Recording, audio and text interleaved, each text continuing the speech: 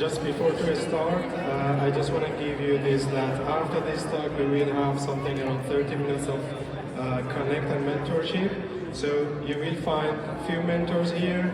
They are all wearing badges that says mentor. Please reach out to them, ask any question if you're looking for any advice in like writing the CV, starting your career, just ask any question in mind. And we are here to help you. Cool, thank you so much. I give the floor to Vinicius. Thank you. Hello. Let's get everyone. Have everyone had the opportunity to move around, get the blood flowing, wake up? Does anyone need to do like jumping jacks, to wake up? We can give some time for that. Righto. Okay, so I'm here to talk a little bit about performance, more specifically about LongFrames and INP and understanding the post-load performance. So, my name is Vinicius, and I am a software engineer with about almost 2 decades in the field. It's kind of sad to think. I've worked everywhere. I've worked at Spotify, I've worked at Klarna before, I've worked at Gilion, and right now I am taking some time to build kind of my own thing, which is on dev tooling for performance. I'm going to talk a little bit about that just briefly. But yes, so if you have worked in web development for a while, you probably have had to face a performance issue or debug your application. Hopefully you have faced or seen a tool such as this one, which is Lighthouse. And hopefully you are somewhat familiar with at least one or hopefully more performance metrics from Web Vitals or Core Web Vitals as well. But most times, when we talk about performance, we are somewhat biased for load times. Like immediately when you think about performance, people tend to think about load time. Is my page slow? Because it's being pushed to us on how important it is that your load times is as fast as you can. Bounce rates is a scary thing. There is always a good reason for that. We always focus on that fast response time for our users. Slow websites tend to have high bounce rates, and we all have heard of different anecdotes around how many millions of dollars does Amazon lose every time the page loads. It takes this many more milliseconds. But it can also happen that we forget about that past few seconds, or hopefully less than a few seconds time of the loading page, where the users actually spend the most time, which is the post-load. And actually for a long time, performance as a subject has also been kind of bound to the load time. Responsiveness as a terminology of performance has been bound to load time. And we have heard about how long does it take to be interactive, or how long it takes for the browser to deliver the requests and the assets. How long does it take for the browser to respond to the first user input right after the load time? All of this, the responsiveness part, it focuses on the user's perspective on during load time and right after load time.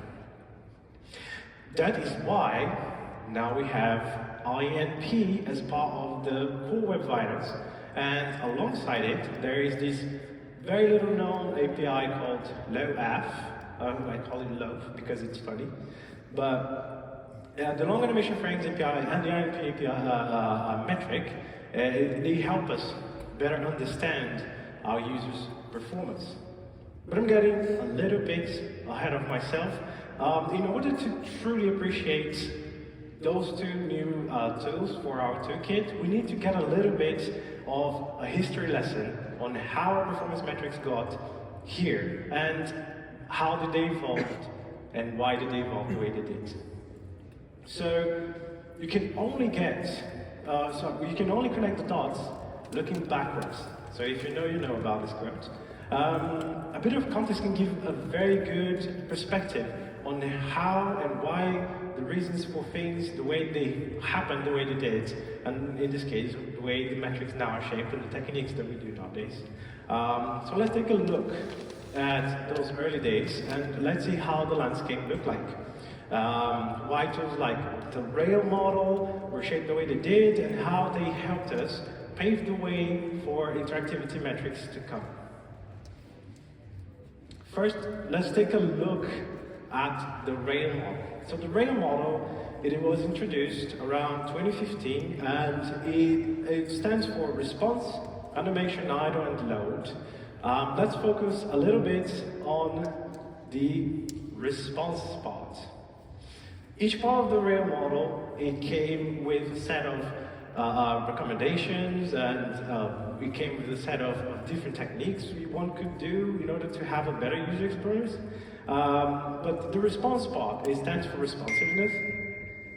Someone got a text. The response part stands for responsiveness. And the responsiveness does not stand for the HTTP response. And it started making more popular series of timings for referencing around the responsiveness windows and how the application should split up the tasks. So the series of metrics and timings it made more popular helped us use as a budget in order to think about execution times of our JavaScript.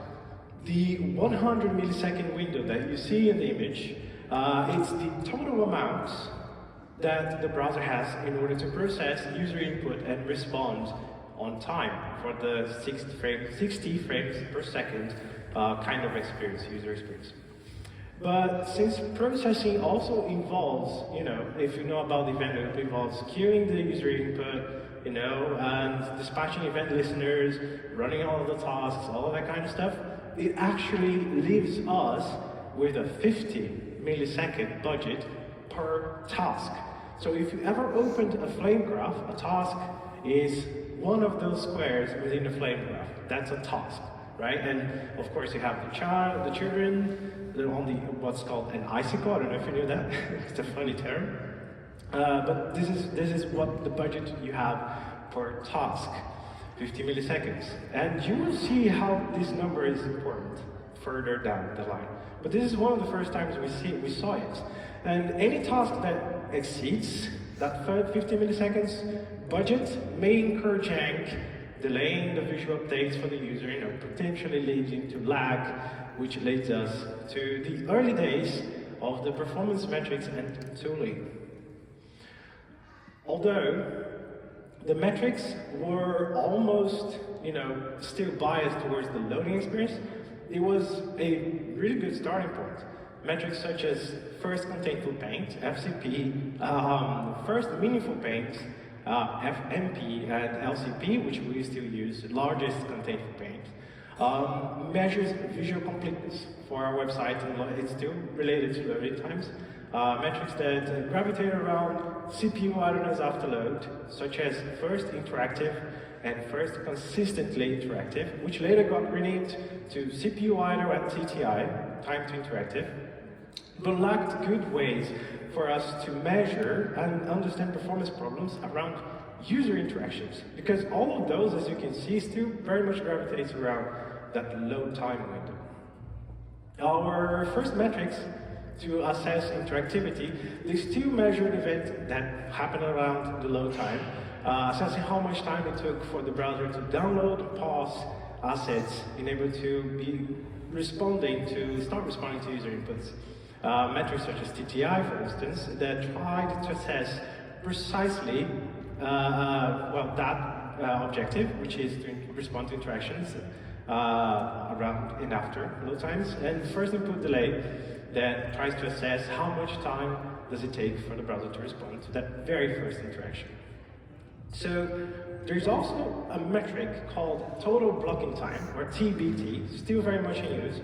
And although considered a lab metric, there is a difference between lab and ROM metrics. So lab metrics is what you run on developer tools. So you have Lighthouse, you have the dev tools, anything that you run on an automated fashion, on a CI/CD kind of, deployment, that's called lab metrics.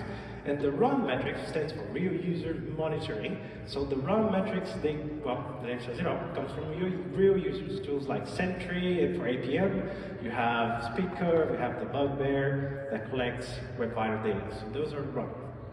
So now let's take a closer look at how those metrics were computed in order to understand their shortcomings. So this lovely graph is taken from an internal document explaining, or at least trying to explain, TTI and how it evolved and how it was calculated. So I spoke to the developers of the metric, and one of the things that they were very self-aware around how this metric was flawed and incomplete, but it was a very good first step towards trying to progress interactiveness metrics. It was first conceived as consistently interactive. It tries to assess when the browser was first able to consistently respond to interactions. That's why the first name. I think the original name conveys the whole idea much better, but it just doesn't have a catchy acronym, unfortunately. So they moved to TTI. So it was a very confusing metric to compute. As you can see, it kind of looks backwards on the timeline, tries to assess 5-second quietness window on the main thread, and the whole concept is a bit too much to compute, and kind of is like also become a bit biased towards your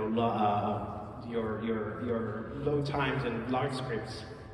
So using the official chart taken, so now I'm trying to compare between TTI and FID.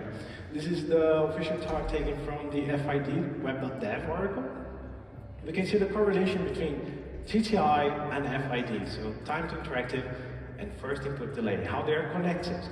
The TTI measures the total time for the browser to be able to start responding for interactions, and the first input delay measures the very first interaction and if there was any kind of lag or delay handling such input. The FID was a really good start and very good step forward. It attempted to assess disruption and jank around the first user interaction, giving us a number in milliseconds of how much time it took for that interaction to have a response back to the user.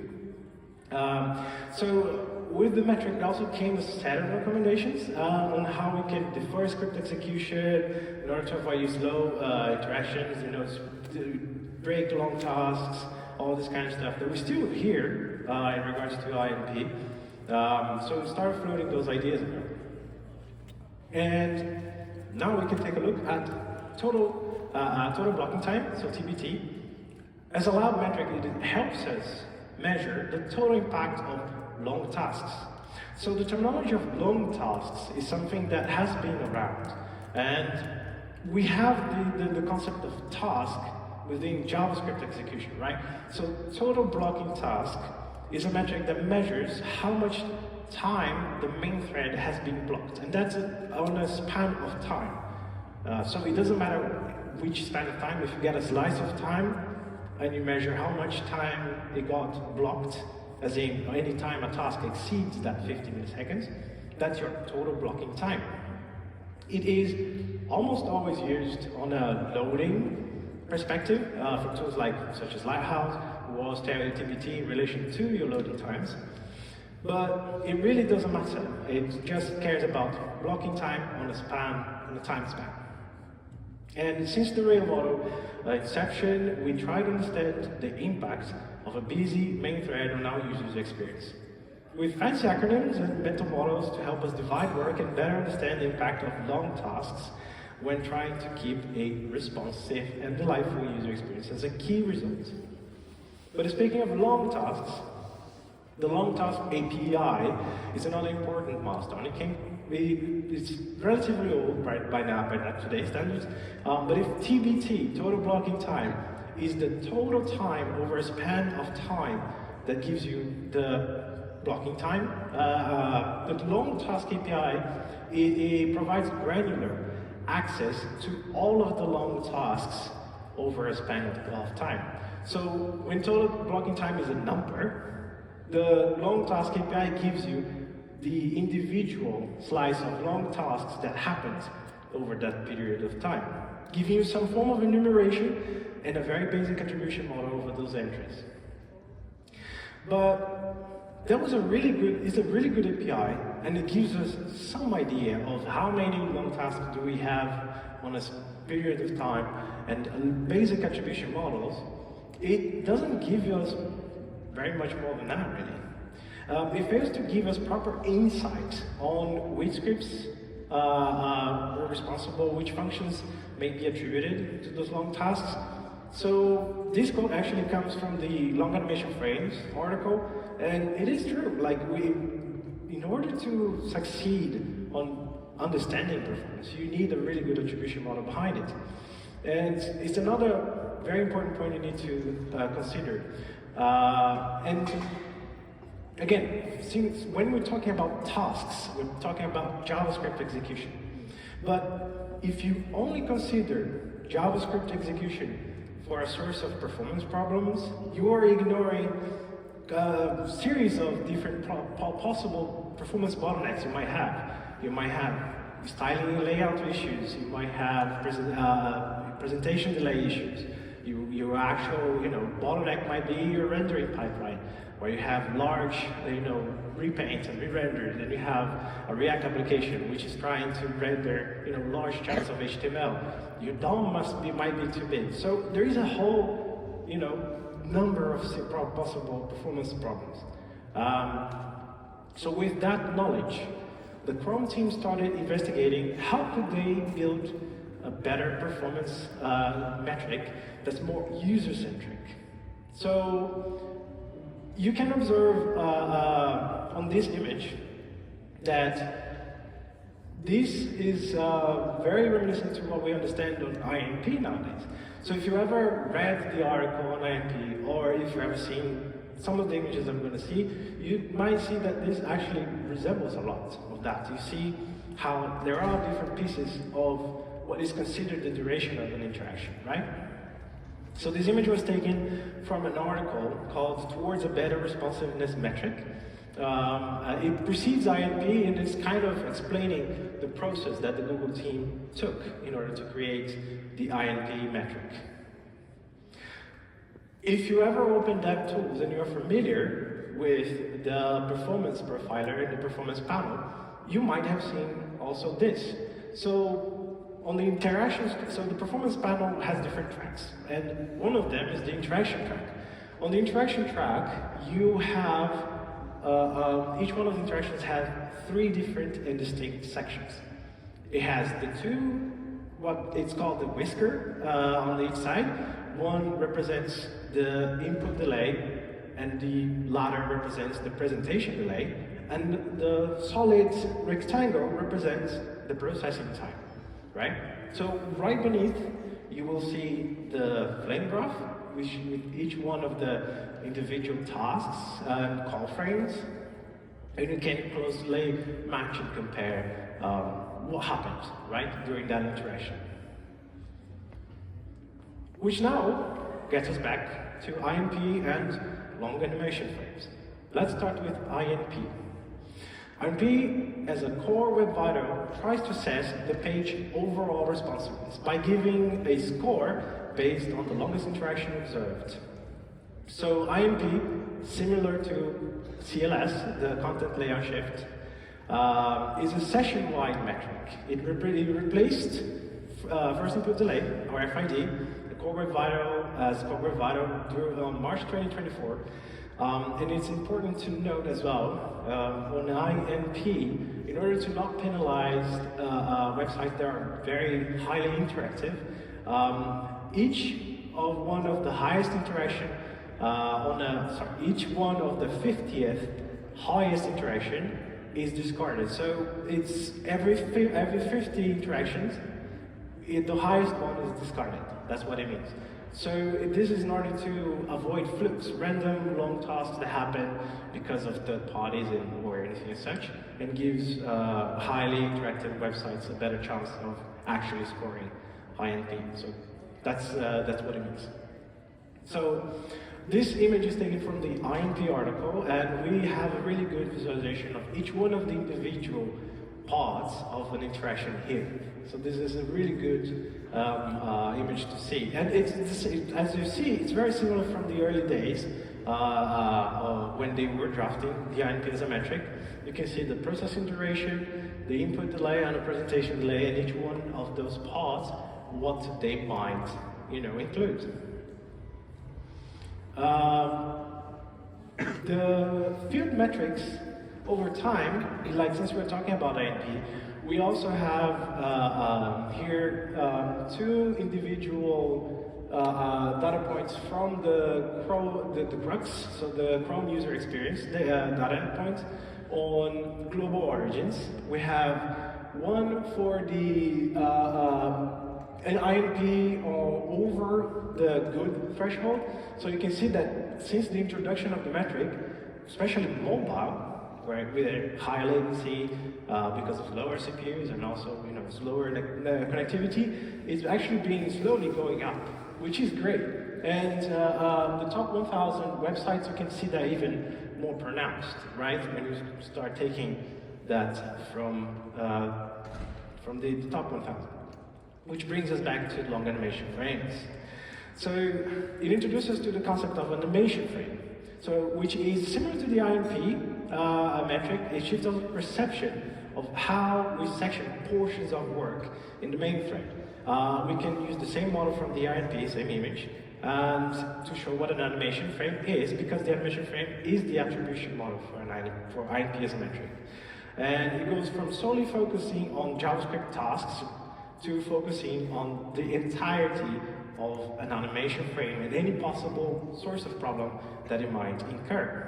From delays that might occur due to execution of your actual execution block, or possible delay on executing your animation frame due to a previous animation frame execution, to presentation delays. It helps us better understand any problem that might lead to slow interactions in Jenk, as it focuses the user perspective and how the user perceives performance, and connecting visual updates and responsiveness to one single attribution model. It is also very important to notice that long frames can happen at any point in time. Script execution can come from many different sources and being triggered by different side effects or third parties in your page, even Chrome extensions, because they also run on the main thread. And might incur visual updates to be delayed and present as jank. So animation frames are really good mental model to understand performance, which means that the long animation frame API and animation frames as a unit of work is a much better attribution model to work with when you're working with performance, because it presents you all possible sides of your animation frame, from presentation delay, input delay, and the actual execution of JavaScript. Provides a much richer data as an attribution model as well from the JavaScript API. Similar to the long task API, it has also the timestamp for when it happened and the duration, but it also has a breakdown of all the different segments of an animation frame within each one of those attributes. With the data that the API provides, you can actually compute the different sections of work, and you can better understand where that animation frame in particular is spending the most time on. It also provides better attribution when it comes to any possible script that could have resulted on the long execution time section of the animation frame, giving separate timing per source with details such as which script function called it, even line that it might have been on the source code, sometimes not available. This is a quick example of how it might look like when you query from the API, and it shows every single attribute of the animation frame entry. It's important to note that the INP entry might have more than one long animation frame. Because remember, within an INP as metric, you might incur either a visual update delay, or the animation frame might be delayed due to an input delay from a previous animation frame. So you might have more than one long animation frame entry in your INP attribution. And of course, it's important to remember that a long animation frame model might include more than one script as well, because of how the execution might occur, right? Different call frames. We have two different examples of INP measuring in the wild. On the left is the Versal toolbar, measuring different interactions within a page. And on the right is a tool of my own making, which is PerfLab. And it shows the INP and the long animation frame attribution per phase as well.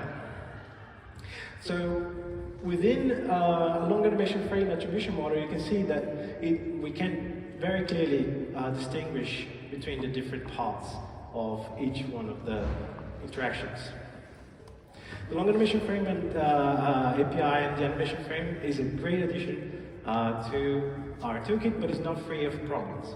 There's an important, few important things to note that as a source of attribution within the INP, for some security reasons as well as other reasons, it's only from same origin scripts, including iframes, and also does not currently collect data from extensions, which is they're working on solving that problem.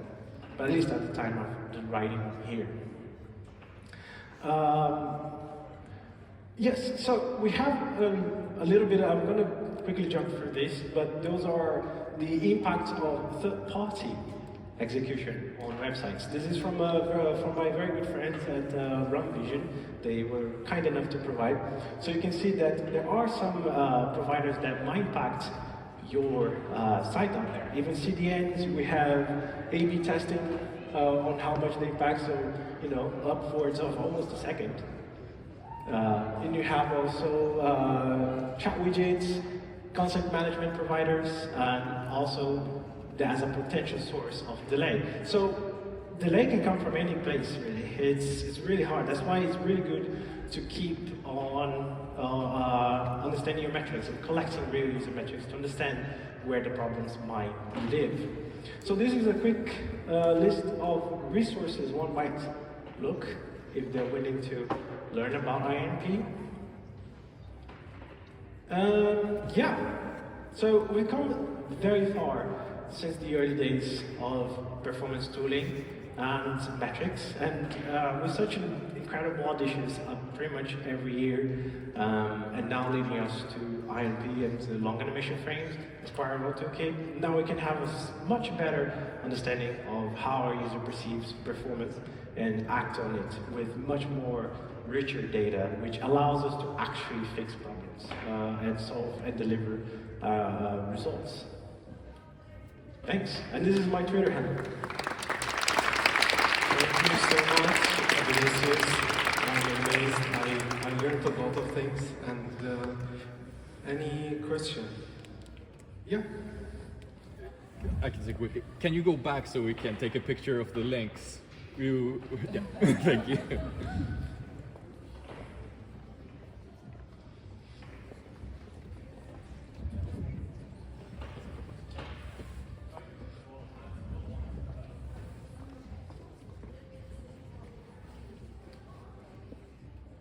Thank you so much for this presentation. It was very, very insightful. Very middle manager question. So when business asks us what is the performance metrics we need to, what should we present them, what the metrics or like a compilation of metrics that is like, okay, here we know exactly that we are improving performance as of now. I have a different article and a different talk about this actually.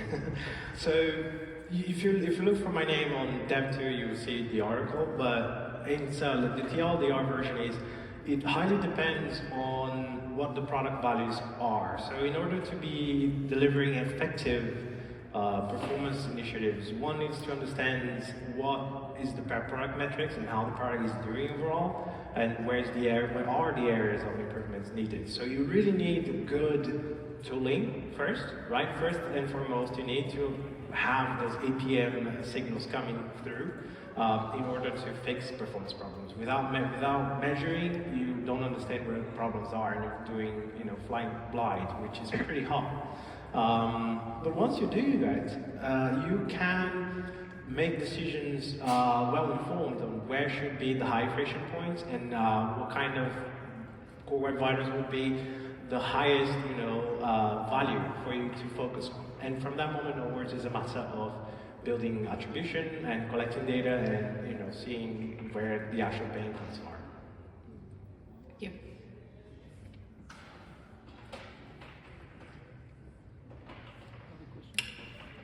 Thank you for explaining, very insightful. I'm wondering how to cater layout shift. It's always been very painful, at least for me, to work around layout shifts in websites. If you have any tips. Well, it depends on, I hate it depends opening, I'm sorry, but it actually does. What is the source of shifts? Are they coming from fonts or images or flash of unstyled content? Are they coming from CMS because the content is coming too late? So it will depend, right? The attribution is the first step for you. For me personally, it has always been fonts and JavaScript. Fonts and JavaScript. So for fonts, there is a whole series of things you can do in order to render fonts effectively. You can provide better fallback and try to utilize a system font that matches in line height as much as you can. You can also prepare your styles so the line height is always trying to be consistent between the system font and the font to kick in. Try and use as much CDN caching for the font as possible, but how you load the font also matters. What was the other one problem? JavaScript. So JavaScript as a blanket statement is hard to give insights on. So if the problem itself is JavaScript as in within critical rendering path, then what you want to do is defer third parties. You want to prioritize loading of critical assets, such as CSS and whatever critical part of the bundle is for the page you're currently serving. So TLDR is whatever is not critical should be deferred. Sweet, thanks. No worries. We have one more question.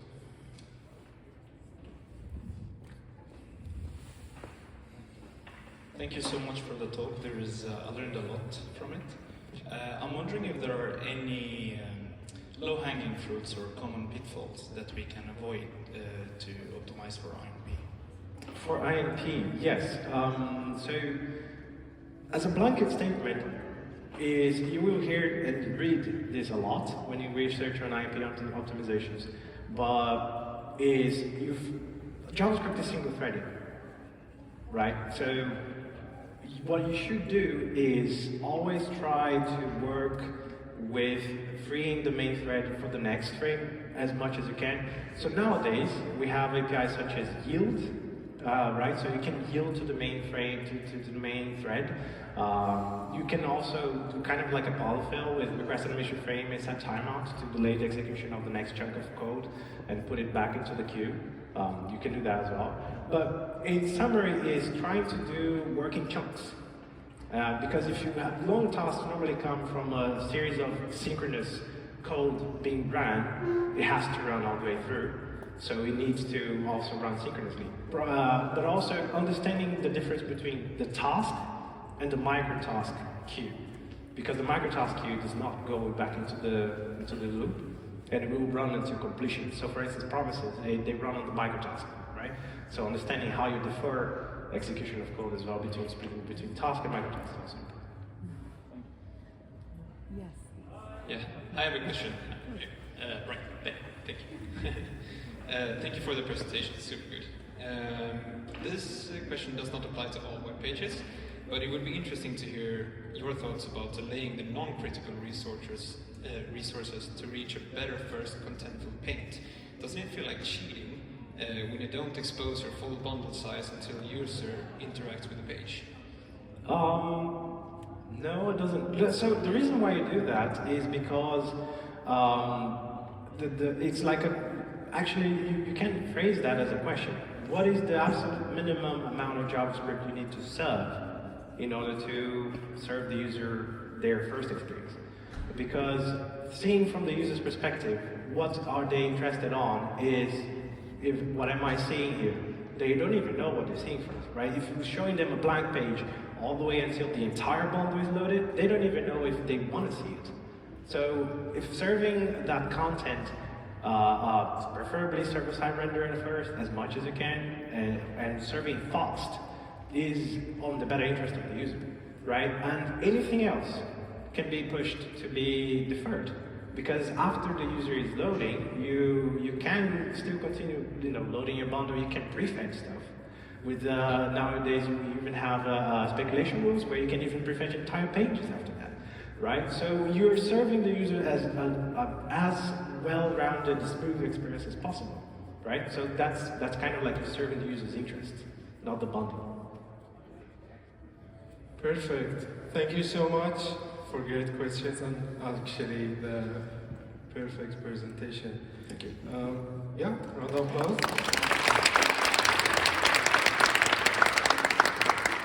Now we go to the last part. We have actually 15 minutes to connect again, to find the mentors and ask any questions if we have any. And also just a reminder, please, if when you are leaving, just return this. Thank you so much.